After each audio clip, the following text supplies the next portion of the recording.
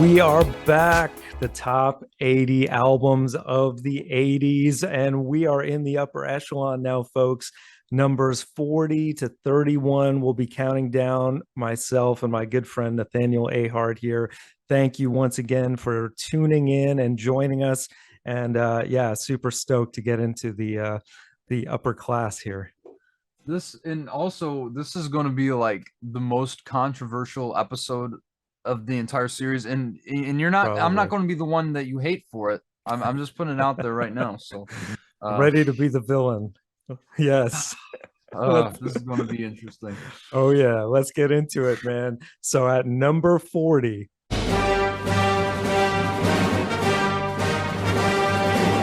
The Empire Strikes Back original motion picture soundtrack. You see the shirt here. Star Wars has made the list finally, of course, by the legendary John Williams from the 1980 film of the same name, which is one of my top 10 favorite movies of all time. And I think the best Star Wars movie. Objectively speaking, too, I mean, the script is just so much better and leaps and bounds better than the first one.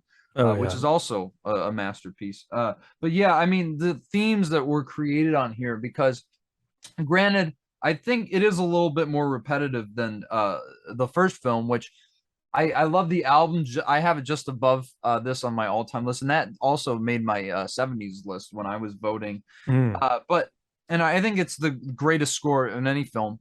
But listening to the album, it's just the way they structure these albums is so bizarre because all the songs are like out of order. Like why mm, the thing that bugs me probably the most is the fact that like you have the duel and then you have the magic tree. It's like yeah, what it like completely ruins the momentum. It's like, okay, we're going back to Dagobah after you get that confrontation between Luke and Vader. It makes no sense, the structuring for musical diversity's sake. I just think put it in order, and this would be like probably in my top five of the 80s. But I mean, as it stands, I mean, Yoda's theme is one of the greatest compositions John Williams ever made. That mhm, just yeah, the lush cellos coming in and sweeping you up in the grandiose swelling beautiful theme of this character who is probably the best character in the entire movie besides the ones that are already even more expanded on. right, But obviously the Imperial March, the fact that he brought in a theme that was just probably arguably so maybe even more iconic than a lot of the themes in the first movie. So that's very noteworthy. Han Solo and the Princess is one of the most beautiful themes that John Williams has ever composed, and maybe the greatest love theme that he ever recorded and arranged.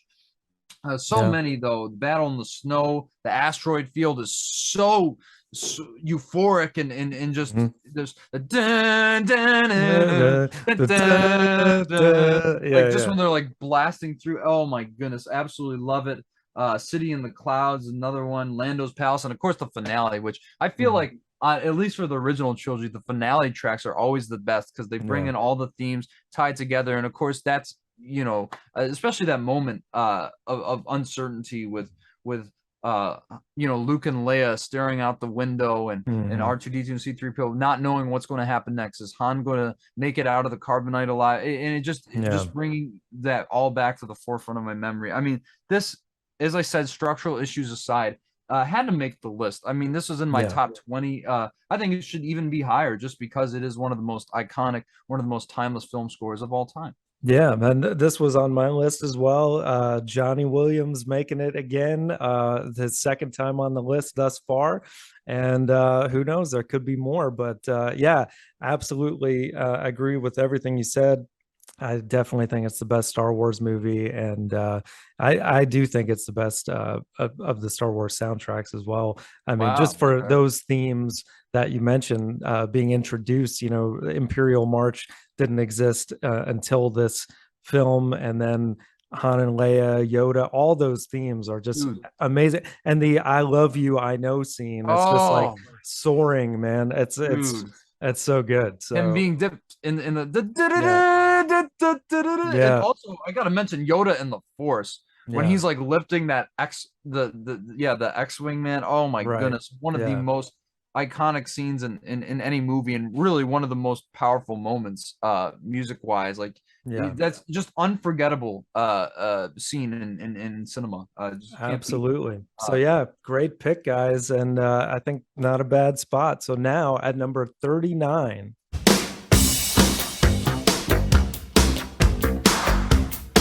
Like a Virgin by, once again, Madonna from 1984, her second studio outing. And yeah, interestingly enough, the highest ranked Madonna album on the list. And I find it interesting because let me be upfront about this. I think Like a Prayer, if we're talking about songwriting, it's definitely better. But this is my favorite Madonna album from the 80s. And part of the reason why is I just think from top to bottom, I just find it more consistent. Even if the lyrics aren't necessarily always the most watershed.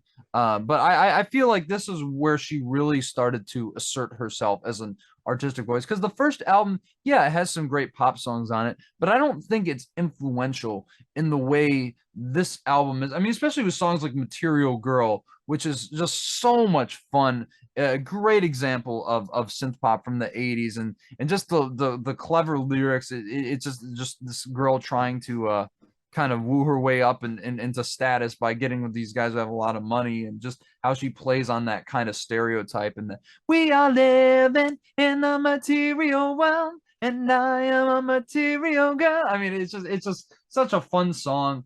And then of course the title track, Like a Virgin, which probably is like the most watershed moment of Madonna's entire career.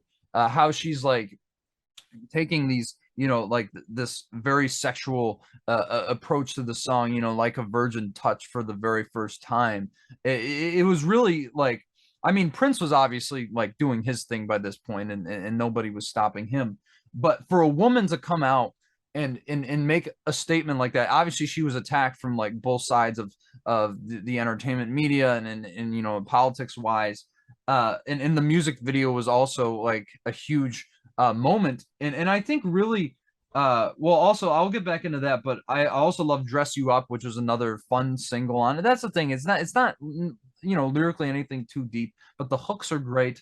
I even love, and I know this is probably controversial, Shooby Doo, which I just think it just, the melody on it is so much fun. And yeah, I mean, lyrically not much in the way of that, but songs like Pretender like actually have a considerable amount of depth to them, and I appreciate it. But I think, like I was saying with Like a Virgin, the title track specifically, it really cemented her as a sex icon of the 80s, going on, probably even to this day, some might even argue. But definitely just in her time, one of the most controversial and one of the most heralded figures artistically. And I think this was really the start of it. And I think this is why I'm okay with it being above something like a prayer, and the fact that I enjoy it more. But yeah, I think that this is actually at a great spot. So I'm glad to see it at number 39 here. well, I think it's too high. Ah, I definitely is not my favorite Madonna album, as I've mentioned before. The self-titled debut is, and kind of shocked that she's got three albums, even I'm not. though she is an icon of the '80s. But all I'm going to say is I like Weird Al's version better. Like a Surgeon is a classic. Hmm. And I'm upset, quite frankly, that I'm going to give this away. Big spoiler, there's no Weird Al on the 80s list. And that's a shame, man, because he's a genius. And I'll take him gyrating around on the ground with a lion next to him over Madonna any day. That's all I'm going to say. But even so, even so, I mean, that song in particular was definitely the turning point of her career, and I think launched her into superstardom. So I think we have to give this album the credit where it's due. Sure. And yeah, a great choice. I'm not going to make any arguments there on its placement, Weird Al. but All not right. better than Empire Strikes Back or E.T. or anything like that. So I hear you. that's All right, fine. cool. Well, now at number 38,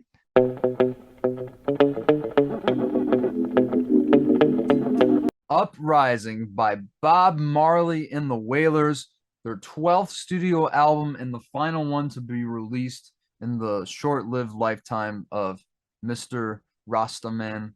Bob Marley. And really, I mean, what a way to go out. I mean, this I think is way too low on the list.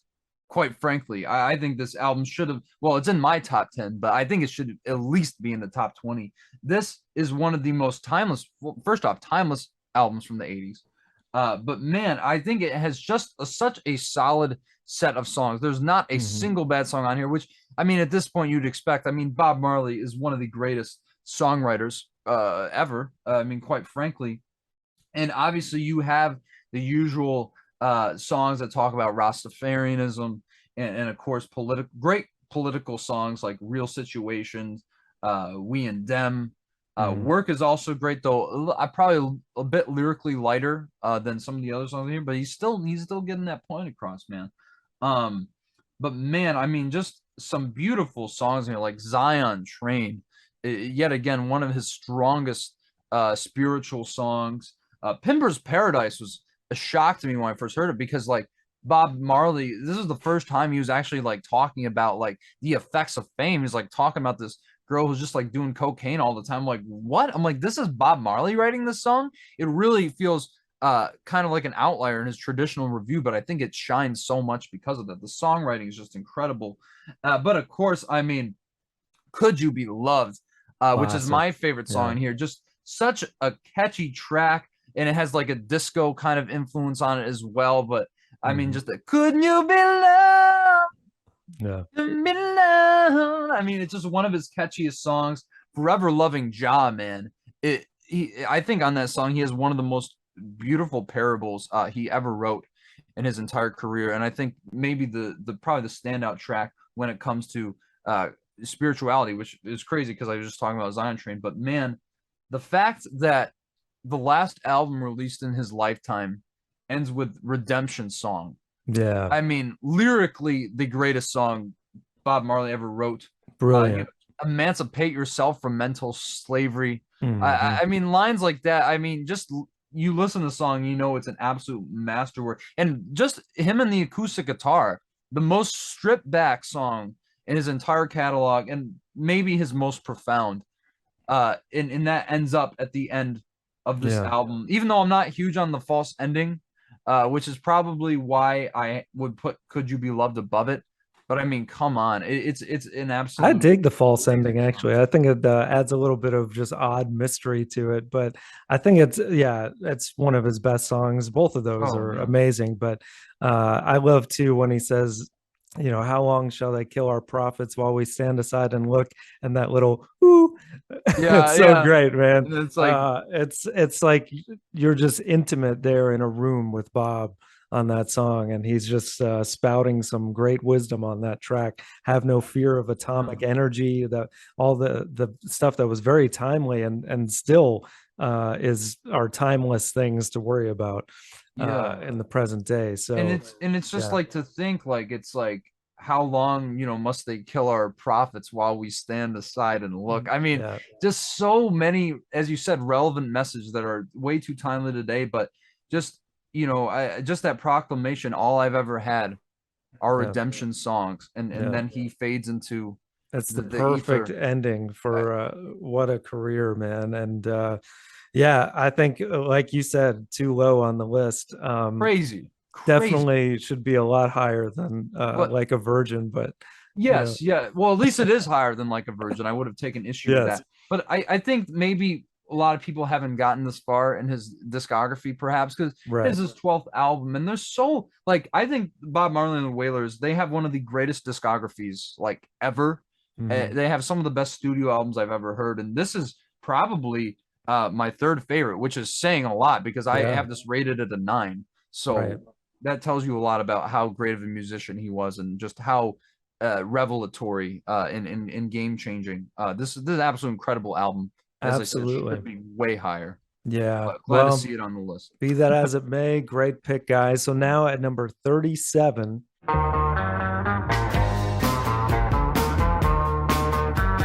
Doolittle by the Pixies from 1989. Probably one of the most legendary alt rock albums of the 80s. And I mean, honestly, I probably my favorite Pixies album, even though I've only heard this and Surfer Rosa. But man, it just has some of their best songs in here, like The Baser, where he's just screaming, "You're my Unchien and Lucia." I keep thinking of obviously the short film from the 20s, which is so bizarre. But I mean, this album I think is where they really kind of perfected the hooks, because obviously the Pixies aren't the most accessible band, and I'm sure we'll get into that. But I really feel like even though like they're crazily pushing the envelope on here with a very abrasive sound, I feel like a lot of these songs are pretty accessible overall. Some of their poppiest, like Monkey Gone to Heaven is a great one. Here Comes Your Man, which is probably my favorite Pixies, which has one of the greatest bass and guitar riffs I've heard in alt rock. It's just so immediate, so catchy.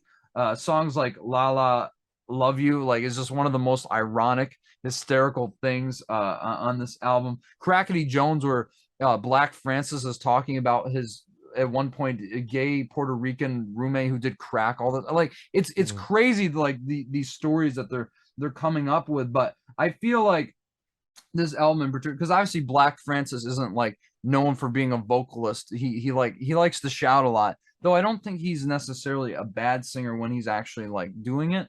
But I think this album is just so influential. Like, you hear its influence, especially on Nirvana, in bands of the sort. Like, this really was a watershed moment in alt rock music, and I think especially for 80 standards holds up incredibly well. Like, this album's not dated in the slightest, and so I personally wouldn't have it this high on this list, but understanding how influential it is, yeah, I mean, I wouldn't put it above Uprising, obviously, or even Madonna, but I mean, I get why it is this high on the list. Yeah, I mean, they're one of these bands that I wanted so bad to love because I knew that they were a huge influence on bands like Nirvana specifically, who I love.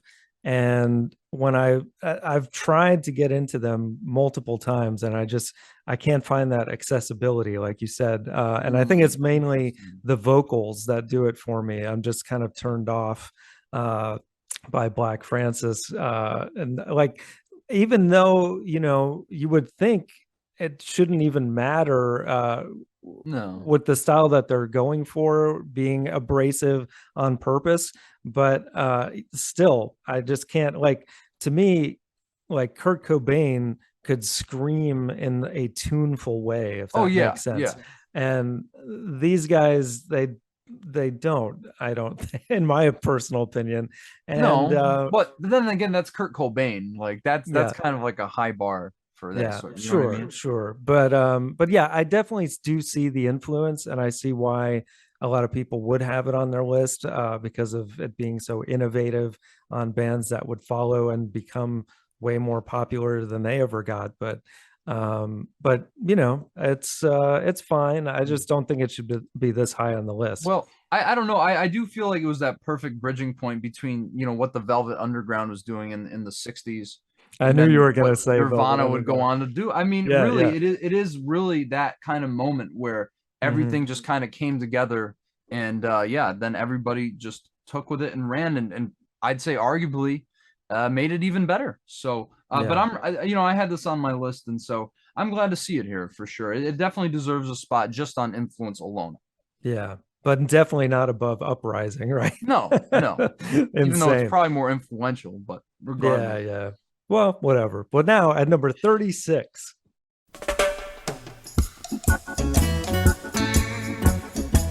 Legend by Bob Marley, the greatest hits compilation that came out in 1984.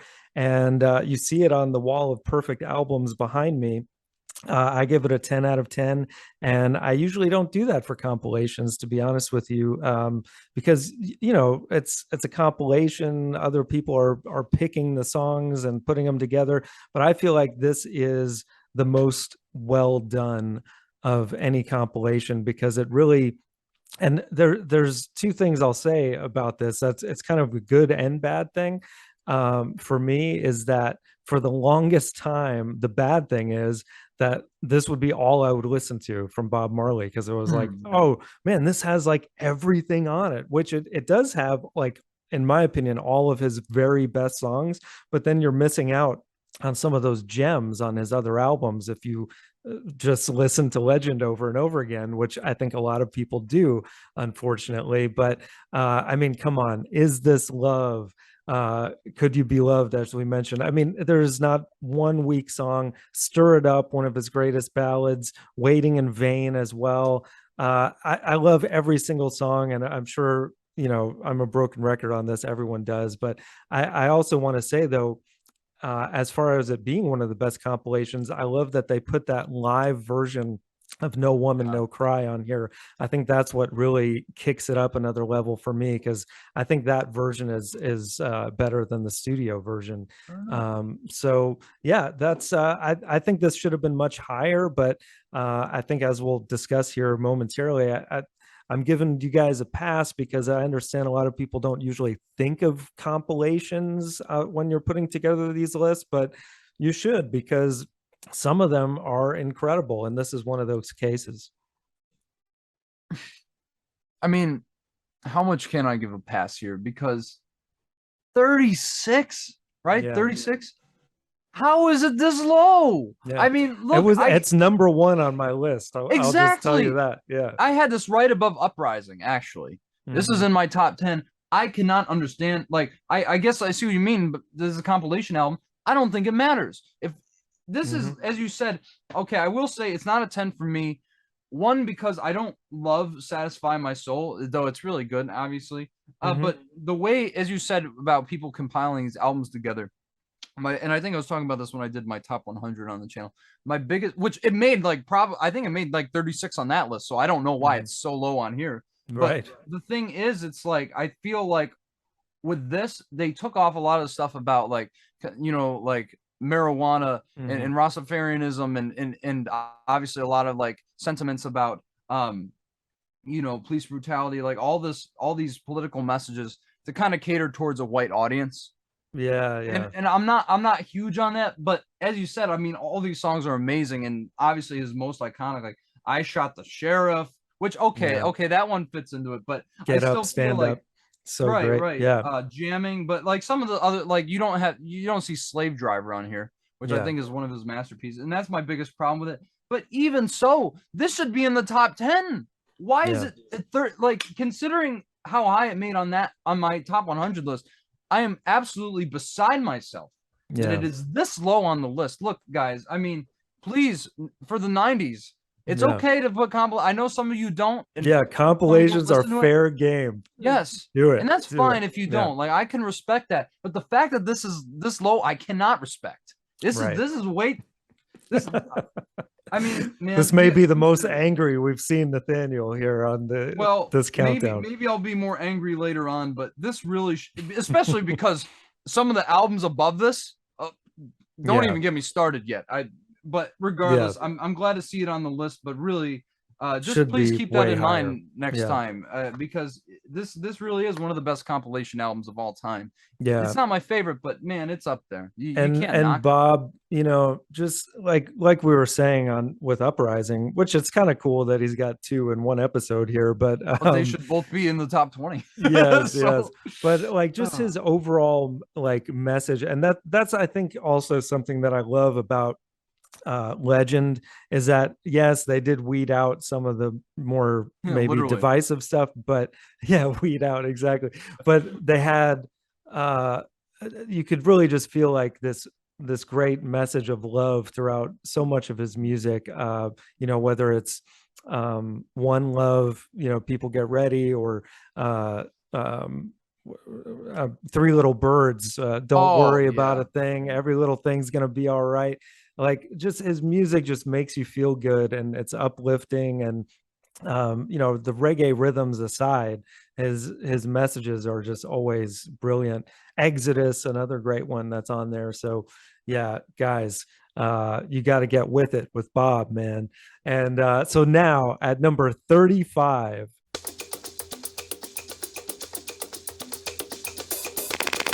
Pretty Hate Machine by Nine Inch Nails, the debut studio album from 1989.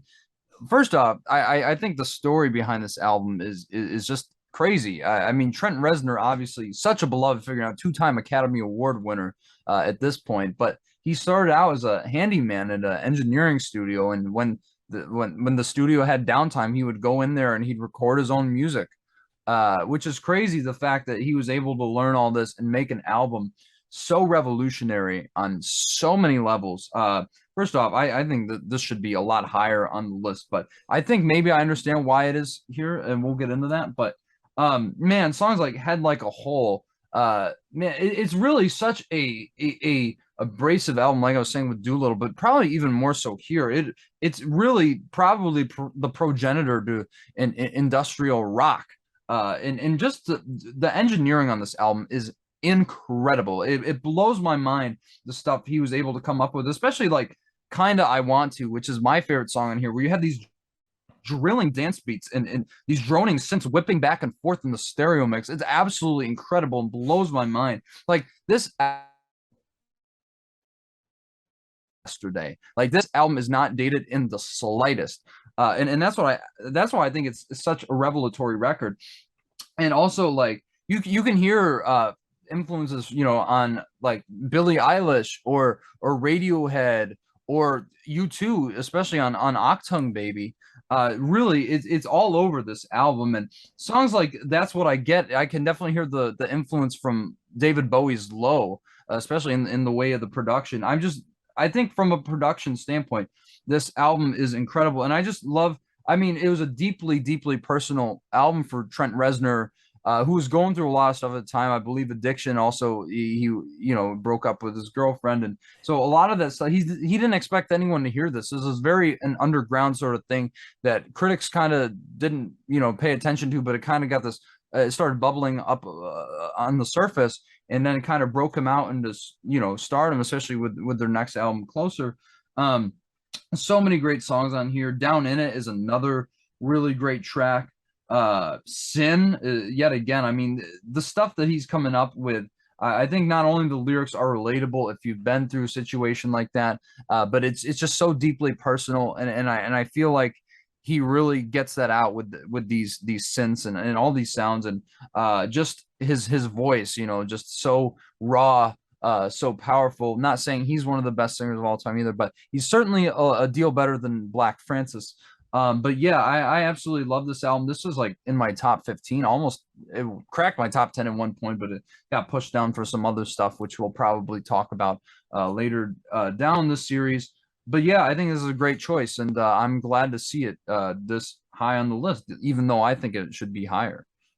Well, it wasn't on my list, and the main reason for that was I hadn't listened to it yet. But I did listen to it for the first time this past week, and I gotta say, man, like Doolittle, this I just couldn't get into it. It was like, first of all, I don't know, like I get the dark subject matter, but it's like every song, man, is like so not just dark, but just sad.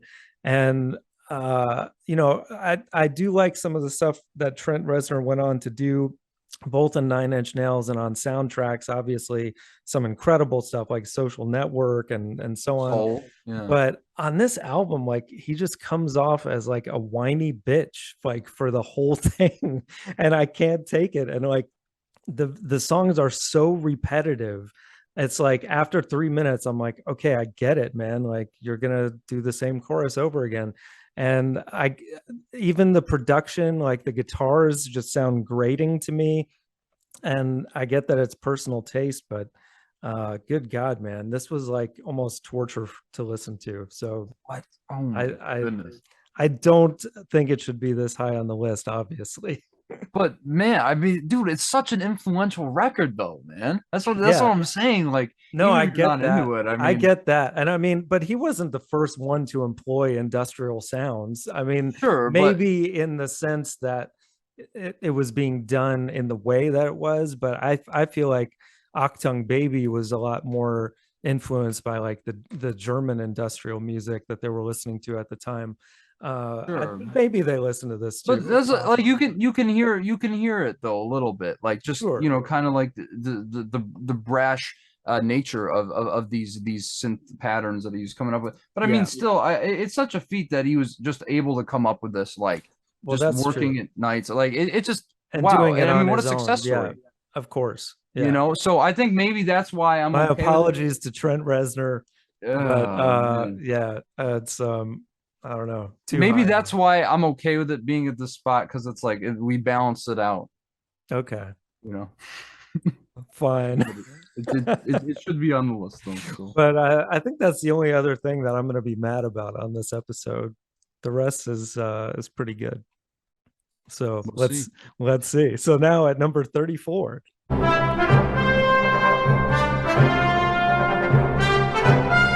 Raiders of the Lost Ark original motion picture soundtrack by John Williams. Johnny Williams, another three-timer here on the top 80. Him and Madonna thus far. We'll see if anyone else gets that many, but he's earned it, man. I mean, just Yeah. the Raiders march alone, that Indiana Jones theme, you know it when you hear it. Da, da, da, da, da, da, da. Come on, man. One of the most brilliant. I mean, and this is like, it's crazy that he had this many iconic film scores. I mean, just in the 80s alone, and then beyond, this guy was an absolute genius. But beyond that, I think what makes this, and this is actually my favorite, I had this ranked the highest on my list out of his soundtracks, Sure. is kind of the dark places that it goes, especially like the map room, that whole Well of the Souls theme, just incredible. That dun, dun, dun. So intense too, especially when the miracle of the ark happens at the end of the movie. Marion's theme is beautiful. He always does so great with these characters' themes that just bring out even more of the emotion of the characters. And yeah, I think the whole thing is great. Even the little kind of in between, if you will, songs where they're like the basket game is fun. Oh yeah. It's just there's a lot of like just picking on the violas and the violins on that, and when he's being chased in South America. And yeah, it's just like the whole thing, man. It brings you back. I remember listening to this on a cassette tape in the car with my dad back in the day, this and Star Wars for that matter. So yeah, it's we were geeks, what can you say? But yeah, gotta love it. So Dude, oh, this was actually I didn't have this higher than ET, but I did have it higher than Empire, and it was in my top 10. So naturally, I think it should be higher on the list. But I'm cool. glad it even made it this high. I mean, this really is one of his best scores. I would say better than Empire, just in general. Because man, as you said, that Raiders March is one of the most iconic themes from any film. And if we're talking about John Williams, one of his most iconic, so that's saying a lot. But Yeah. man, I mean, first off, Raiders of the Lost Ark, yet again, one of my favorite movies of all time. There's no question about that. Definitely Same. one of Spielberg's best.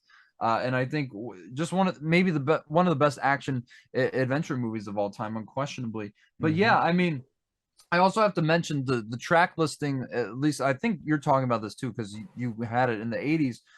Is the one with the 9 tracks, the one that only runs for just over 40 minutes, because I know they've expanded throughout the years, but the one I'm talking about is the original track listing. I found someone ripped it, and then I listened to it, and yeah, I mean it's incredible. Obviously, though I'm not as huge on songs of like Well the Souls, though I do appreciate, especially a lot of the pizzicato, as you were saying, which is very prevalent in that song, and all the definitely these dissonant strings playing against each other is great.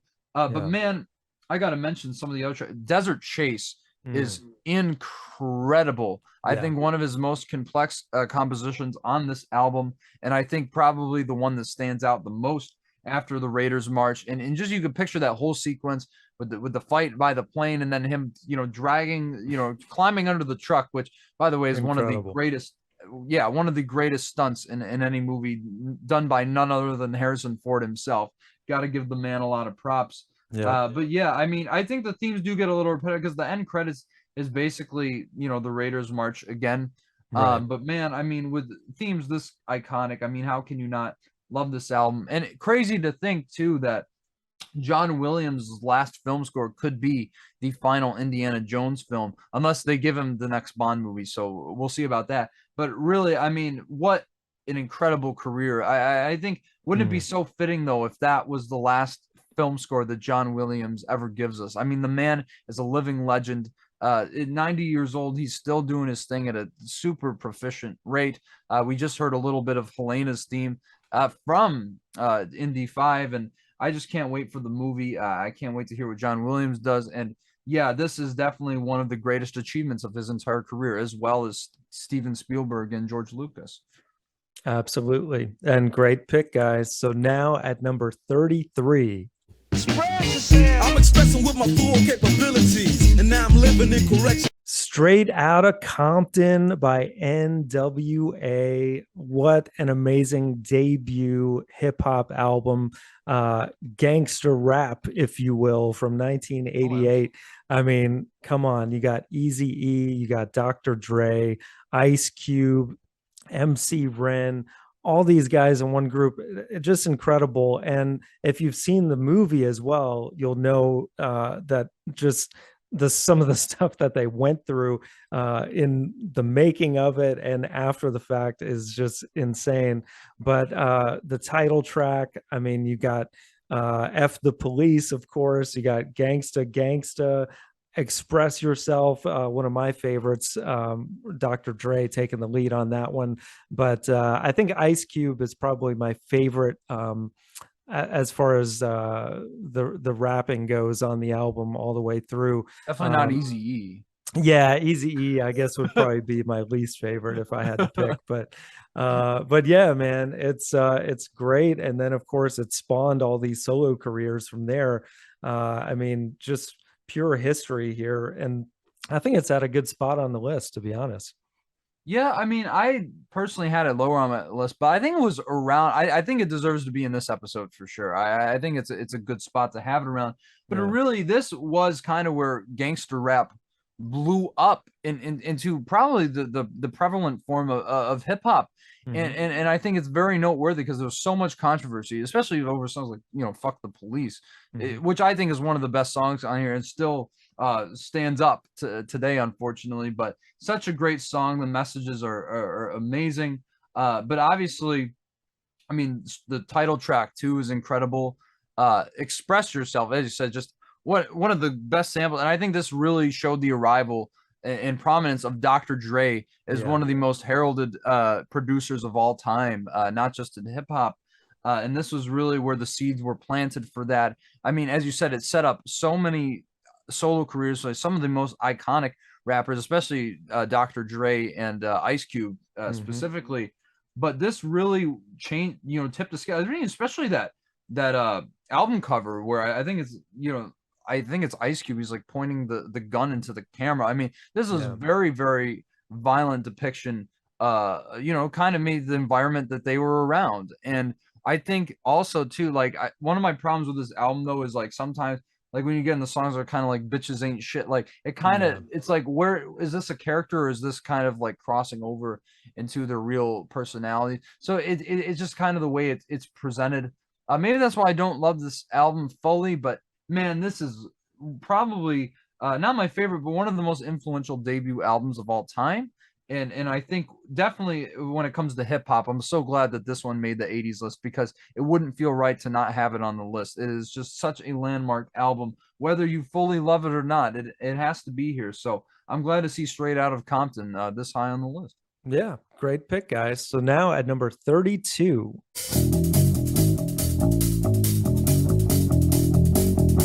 the Stone Roses debut album from 1989, the rockers from Manchester.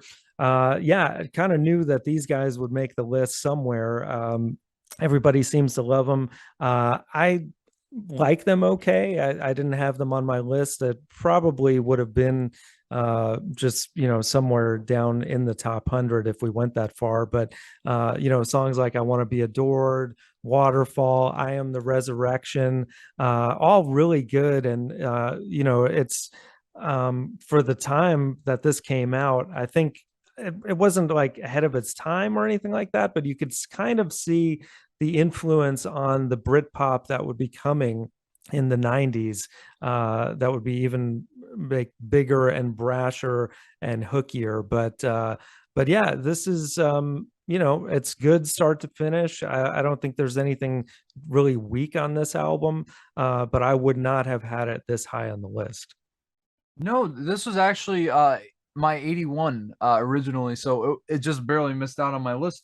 But yeah, it's a really solid record. And now to your point, where you were saying it's not ahead of its time. I think it was a little bit because you hear the jangly guitar tones on here from John Squire, and you immediately think of what you later hear in bands like Oasis and Nirvana and Radiohead specifically. So I think and I think Radiohead has even said like the Stone Roses are a big influence on them, and you can hear it, especially in She Bangs the Drums, another great track. Shoot You Down is another one that I wanted to mention. Made of Stone. There's some really cool stuff on here, though it's not one that I really come back to or am really caring to come back to. It is a really solid record from top to bottom. I think it should be lower on the list, but obviously it's influential, and yeah, I can't complain about it. But I mean, overall, the other albums you just mentioned, I wouldn't put it above those. Yeah. So I figured we'd be on the same page with that. Like you said, though, it is a really solid album. It's just very consistent. yeah. Oh, absolutely. There's just nothing like that really stands out and like grabs me by the throat or anything like I would like with this kind of music. But yeah, it's definitely deserves to be on the list for sure, but maybe not this high. So now at number 31.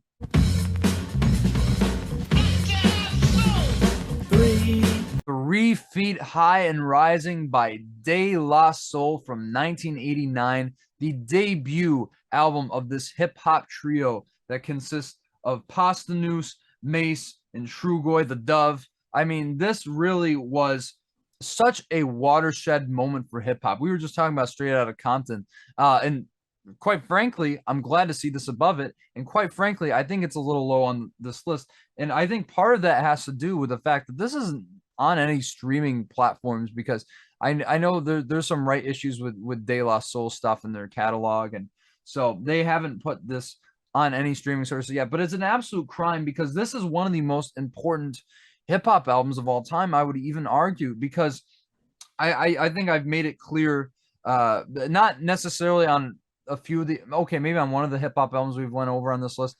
I'm not a huge fan of 80s hip hop. I think a lot of it sounds very dated. A lot of it, the flows are weak. But this album really is just so influential on so many albums. This basically invented the hip hop skit as we know it today, and has some of the funniest skits, especially the intro where they're setting up this game show which is called 3 Feet High and Rising, and of course like you get so many great little non sequiturs like, I'm gonna win all the monies. Like I love that. So funny the stuff they're doing on here. But the reason this album absolutely blows my mind is the sampling on this thing is out of this damn world. I think one of the best hip hop albums when it comes to samples, especially I Know, which contains the greatest Steely Dan sample of all time. And mixing that with Otis Redding's sitting on the dock of the bay with the whistling. And also another thing about this album, the messages on here are so positive, where you had NWA, hitting those hard political messages. Same thing with Public Enemy, doing it in a little bit a more of a open-minded, constructive way. And that's great in both of what they were doing. But this was something complete. This is a different animal entirely.